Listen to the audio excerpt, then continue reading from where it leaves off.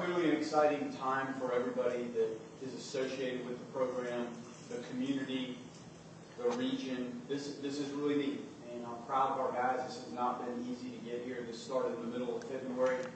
To be in this position, as we've stated, you have to execute from day one all the way through, clearly, the end of the regional. And our guys have fought, and they've done that, and we have handled some difficult blows and have survived, and the guys have responded fairly well all year. UConn is an exceptional team. They're solid in all phases. They don't make mistakes.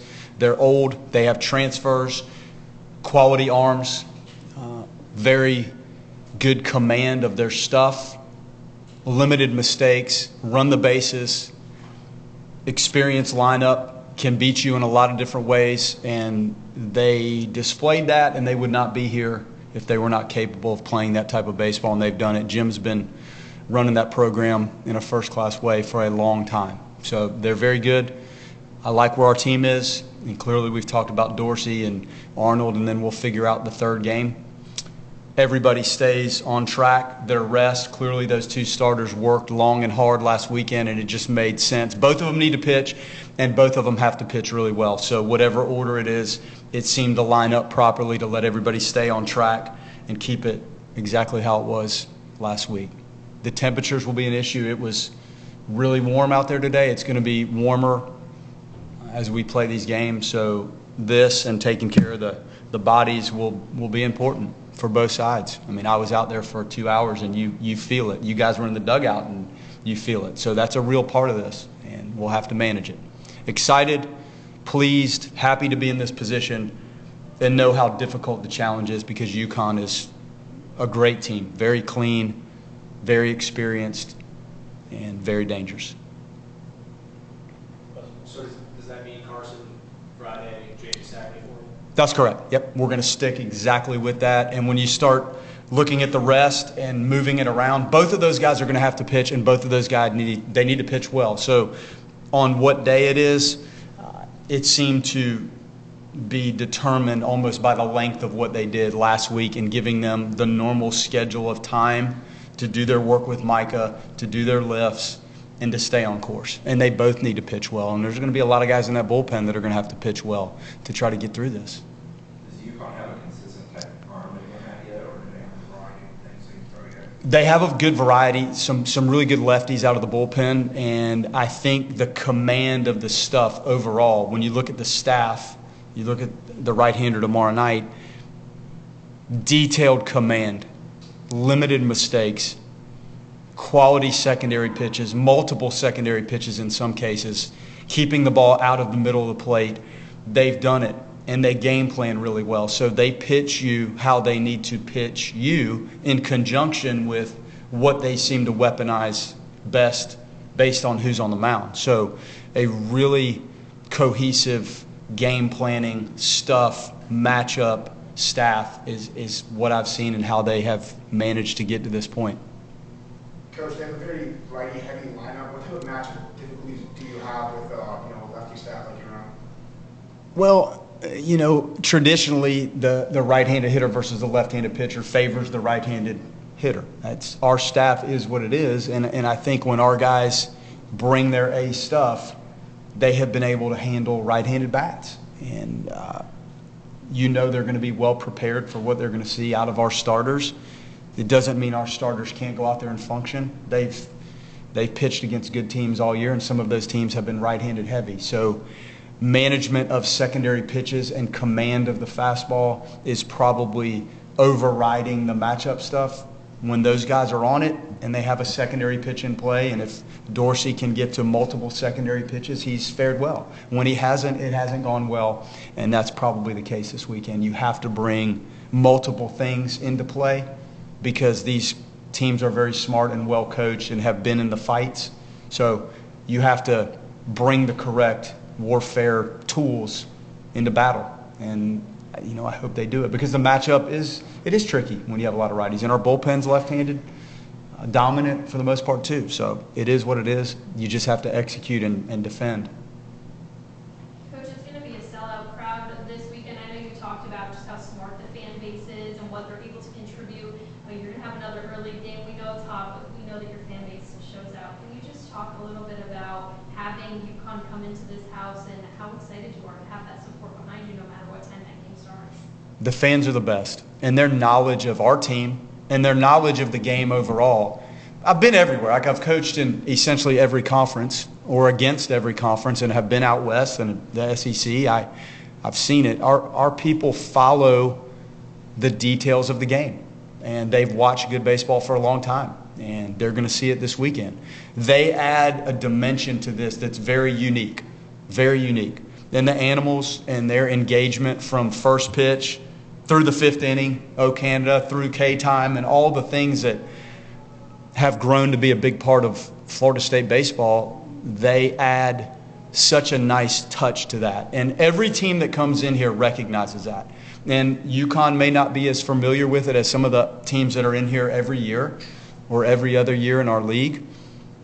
But it won't take them long to feel the atmosphere, and people enjoy it. Our fans are classy. Like, there's an atmosphere, but it's the right atmosphere. So I couldn't be more happy with how our community rallies around our team and also how they rally around the sport in general. It's quality fansmanship and how they root and how they follow what goes on pitch by pitch. You extended Connor to like 61 pitches last week, I think. Just how did you feel like he did in that? While still building up this pitch now. I think it has gotten better as he goes. I guess I feel that maybe the first inning, just getting the ball to the bottom of the zone seems to be something that you struggle with when you probably haven't been out there on a completely regular basis in the same role. So it's nice that his pitch count is up. We got to make sure he keeps that thing down. One swing can change a lot in these short sprint tournaments like this. And I'm pleased that we've been able to wisely stretch that thing out. When you look back at his outings, everything, even though there were different type of roles and situations, I think everything built up almost like you would do it in a preseason setting in terms of pitch count and rest and recovery, and like what we did today, managing some PFP type throws in between the outings and the bullpen stuff. So I'm really happy with where he is, and he could do more because we've followed the protocol of how to bring somebody back. So now he's in position to probably add to the 60 to get you 70 to 75 pitches if needed. Now, we'll have to decide how to use him. You might be in a position that you need to use him before you get to starting a third game. So we'll have to sort that out and feel what this is like and how the game moves forward and see how they're reacting. Like the right-handed hitters, we're not extremely deep with the right-handed relievers. He adds that to our staff. So do we need him before we get to Sunday? We may. But because he threw 60 pitches, he's in play before Sunday. If he had thrown 120, then you're probably still in the recovery phase. So we're in good shape with him. How has the team handled the last 3 days? Excitement-wise and pressure-wise with being on the last 16 teams? I think they're really proud and excited. And it's a confident group. I think watching our guys play the game has been enjoyable for a lot of people. They play with a lot of emotion and energy and passion, and there have been times we've run some balls out of the park and you've had some really good pitching performances. I think it's fun, and they've grown to enjoy themselves playing like that. So the stakes clearly get higher, and the excitement will be deeper as you get into this. So we don't have guys that have played in this setting, maybe any. If you had some of the transfers, I'd have to go back through it. But this is unique for them, and they're going to be really thrilled to do it. And I could sense it all week. The details of the game and bringing the best version of yourself to the park and onto that field is still the key. It doesn't matter what's at stake. It's can you be the best version of yourselves, and can you execute the things that are in front of you as the game unfolds. So that trumps anything that has to do with what the game means or what inning it is. It's really purely executional, and you have to be on point to manage a team this talented and this clean. So that the excitement and the thrill of being here and the newness of this to most of these guys has to be pushed through in terms of just your pure execution and management of self. Coach, James said there's been a little bit of a slump in the last week. What do you think you got to do to get him going? Well, he's worked really hard on some things that he feels with his swing, and that's part of it. And then I think the excitement and what you feel like when you step out there in a regional championship type setting, and clearly in this next step, the excitement of that and feeling a different level of adrenaline sometimes pushes you into doing things that you don't normally see in your normal games. We've played some really neat, exciting games, but it hasn't really been the consequence of your season ends if it doesn't go well. Well, you're here now. So I think sometimes just relaxing a little bit, and he did so much to carry us. I felt like maybe at times last week he was trying to take this whole thing on himself. And the way it went, I think it proved to him we're going to be okay, even if you might not be at your best for a game or two. So he worked on some things he felt with his swing. He worked really hard in the cage. We talked about some timing, mechanism things, and depth of contact and some other things that you could see may have been just a little out of kilter, probably based on just pure excitement and having not been in that position before as a hitter.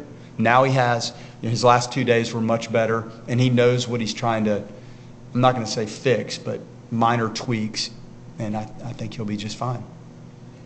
You were able to get Abraham out there on Sunday for an inning. Just how important will his right-handed breaking balls be, and how much have you seen him grow this year just mentally on the mound? A ton. He's grown up a ton. And when you go into these settings, and I think some of the outings he had were really as rivalry-based and exciting as some of these outings could ever be. And then you do that as a freshman, you can't replicate that in anything. And his response to what we've asked has been really good.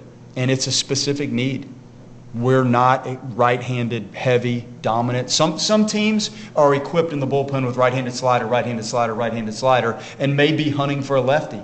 Well, just because of the recruiting part and how things play out and who you're able to attract and how it goes, we're more left-handed, heavy in the pen. So his ability to spin that breaking ball and still have a functional changeup and enough velocity so that it's not just a one-pitch right-hander has been very helpful to us at some critical times. There have been outings that haven't been as sharp, but following those, he's gotten back on the horse and he's answered a lot of different requests that we've had. So Mark, is the door open still for Cam Langer this season for you? Probably not. Probably not. Yeah, I mean, I guess you get deep into Omaha. This thing looked like it was headed in the right direction, but probably not based on what we've seen for the last week. So it's unfortunate. I mean, I wouldn't completely rule it out, but it doesn't seem like it's lining up. A number of the hitters seem to have either better averages or a different approach when it comes to 2 outs. In those situations, have you talked about that through the offseason, through the season? Is it maturity? What would you attribute? Well, it's a pitch-by-pitch approach is really the foundation of what we work with from a hitting standpoint. So the outs and the situation really shouldn't affect your intensity and focus on doing what you're trying to do in the batter's box.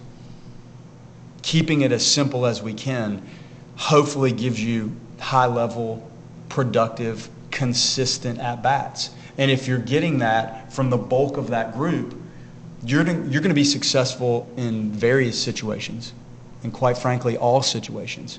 So I don't think there's any real messaging that we have based on that comment. I think it's their overall toughness and desire to be competent and elite and damaging hitters every time they step in there. And to go deeper, it's really a pitch-by-pitch battle. So we talk about those confrontations.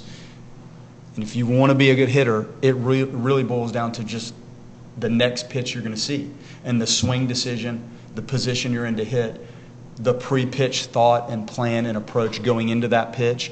The more you can function in that capacity mentally with your at-bat, the more you'll handle whatever the game situation throws at you. Good? Thanks, Coach. All right. James, will Suavemente be making a return to Hauser this weekend? Probably not. I like where I'm at, and to be honest with you, at this point, it doesn't matter. I've already got enough, energy and excitement every AB. So I think we're going to stick with Johnny Cash for this weekend. Link mentioned that he feels that there's obviously more pressure this part of the season, but you kind of saw that even if you're not doing everything you need to be doing, this team can still be okay. I mean, how much of that is going to maybe help you this weekend?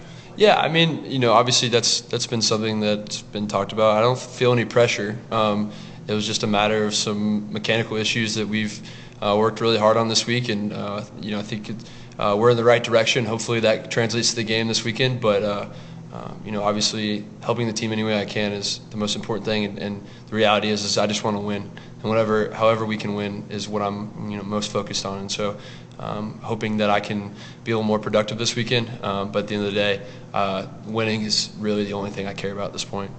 For both of you guys, you watched UConn on Monday, and in general, what stands out about Huskies? Yeah, we kept an eye on all the games, and they're a really solid team. They play the game the right way.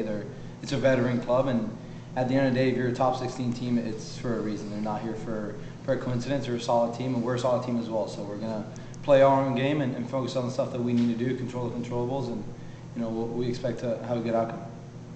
I'd say the same thing. I think they're a talented bunch. They do things the right way. They got some good arms that I know that we've talked about a little bit so far, and hopefully we can just continue to play our game. I think when we play our game, we tend to do things pretty well. So hoping we can do that and stay on track. For both of you, Coach mentioned the weather is probably the hottest weekend of the season. What exactly do you guys do differently? How much of an effect does that have on you guys as players? Yeah, I think, it goes without saying it's going to be hot. I think regardless of the fact, of how hot it is, if we, make sure we're hydrating, taking care of business, drinking water, drinking electrolytes, I don't think it'll be an issue for any of us, which we've had a big focus on so far this week, and, a big focus today will be that as well. So I think that'll be the main goal of today, to get some rest, drink a lot of water, and just be prepared. We've been in Tallahassee when it's been hot before. It's no different than any other day. It's just, I guess it ticks up a little bit. So, yeah. I agree. Couldn't have said it any better. What was your reaction when you found out, first off, Jaime, what was your reaction when you found out you were playing at noon and then 11 a.m.? Yeah, it was obviously early games. We were going to have to get in bed earlier, but at the end of the day, nobody cares about what time you're playing at. At the end of the day, you have to go play hard for as many innings as you need that day. You got to go get the job done. There's no excuse. Oh, it's going to be hot. It's going to be hot for both teams. It's going to be early for both teams. At the end of the day, we're from Florida. We've been here before. We've played travel ball in numerous games where it's been hotter than it's going to be. So we've been through it before. So it's not an excuse. We've got to go out and play our game and execute the right way. Last week after you guys beat UCF, Coach had mentioned that game and that win was not a dogpile moment, but he said there might be opportunities for that to happen this weekend. I guess, can you guys talk a little bit about how serious it is for you guys to get the job done so you can have that celebration, that moment right here in your own house? Yeah, I think we're focused on tomorrow, and the only thing that matters is we go out there and take care of business tomorrow. The dog pile is cool, and that would be fantastic, and yeah, of course we want to go to Omaha, but at the end of the day, we got to start for pitch one tomorrow and figure out how to take care of business throughout tomorrow. And if that comes, we're going to be ready for it. But obviously right now we got to be able to take care of business tomorrow. The fence is a little bit lower in right field for you. Does it look better, or is it maybe more intriguing for you as a hitter? No, not at all. It's actually scarier, to be honest, because it's more advantageous for right-handed hitters than it is for me. Yeah, it's definitely weird, but at the end of the day, I still got to get a ball in the air and have good flight and have a good contact point. So you can ask him, because that's probably better for him. Yeah, it's cool. You might have a ball that sneaks out here that maybe wouldn't have sneaked out before, but at the end of the day, you still got to stick to your same approach, and the ball is going to do what it's going to do regardless of. You can't control where the ball ends up going, so you got to stick to your approach and get the right pitch. And if it sneaks over the fence, I'll be happy. James, when teams are pitching around you, what is that like for a hitter where you've got to be able to be ready for a pitch to hit, but at the same time, not too antsy to swing at something outside of the zone? Yeah, it's tough. It's been a pretty much a constant all year around, and I'm thankful I got a lot of production around me that is really good at what they do, and so for me, it's just making sure that I'm a lot more patient this week. I feel like I was just a little bit antsy as far as trying to go out and meet a ball instead of letting the ball come to me. Something that I feel like I've done a good job so far this year, and it's just making sure that I set my sights in the right place and am very focused on my approach, very focused on what I know I can do well, and sticking to that, not trying to do anything more than that. So. And Jaime, for you, as the guys that hit behind them, when teams are pitching around them, how exciting is that for you guys that you know you're going to get pitches to hit behind them and have guys on base in front of you? That's been awesome. Not only him, but everyone in the line. When we're doing our job and we're getting guys on base, it's easier to hit with people on base. The defense has to be in double play depth, so there are more holes in the infield. And at the end of the day, it's always fun to hit with people on base and try to get some RBIs. So, having Tibbs up there and Marco in front of me has been awesome for me. I can't think of many at-bats where I've hit without people on base, so having those guys in front of me that see a lot of pitches and gives me an opportunity to see what he's throwing, how his pitches look, and time to pitch rep, it's a complete team effort for sure. You guys saw the turnout last week. How special is it to get to host this here in your own backyard once again? Yeah, I think me and Jaime have talked about this throughout our 3 years of being here. We have wanted to go to Omaha. We've wanted to accomplish things that haven't been done in a while, and I think I can speak for both of us when I say that we are so excited and proud to be where we're at. It's a blessing. It's an opportunity that we have looked forward to day in, day out for 3 years now, and something that we hoped we could do. And for that to be a possibility, I think both of us are thanking the Lord for that opportunity, and we'll cherish every single second of this weekend because it's going to be a blast. Is there an extra pressure to this weekend, or do you guys feel like the approach you have, the excitement supersedes anything that coming pressure? No, I don't think there's any pressure. At the end of the day, it's baseball. It's one team's going to win, one team's going to lose. It's about who executes the best and who wins more one-pitch battles. So at the end of the day, if we go out and we play our game, it doesn't matter if we're the 8 seed or if we're the 1 seed. It's at the end of the day, when the game starts and you step across those lines, it's an even matchup. So it's no added pressure. We're just going to go out there, play fun, play our game, and enjoy the great atmosphere and all the fans around here. You guys have been able to put together some big innings here, not just postseason, but throughout the year. Is there a 2-out approach? Is there just a mindset of keep it going somehow? Does anything change with 2 outs for you guys? There isn't really a 2-out approach. I think at the end of the day, we need to keep the bats rolling. Not only give ourselves some rest on defense, but as well as the pitcher. Sometimes we need to give Jaime or Dorsey or Stewart, whoever's on the mound, sometimes so they can relax in the dugout. And at the end of the day, we put up a lot of runs with 2 outs. So it's knowing that the inning isn't over whenever we get 2 outs and keeping our same approach, even though we might have gone 2 quick outs. We got to keep our same approach, and you never know when that big hit's going to come. So hitting is very contagious. So when you see the guy in front of you getting a double or a base hit, you want to do the same thing. So it's a complete team effort and kind of shows the grit and the determination that this team has. I'd say the same thing. It's been pretty fun to watch, and I would agree with Jaime. The competitiveness and the fire that you want to continue to extend innings is something that we take pride in. We want to continue to do, and hopefully we can do that this weekend. Any more questions, guys? All right. Thanks, fellas. Thanks very much. Thank you, guys.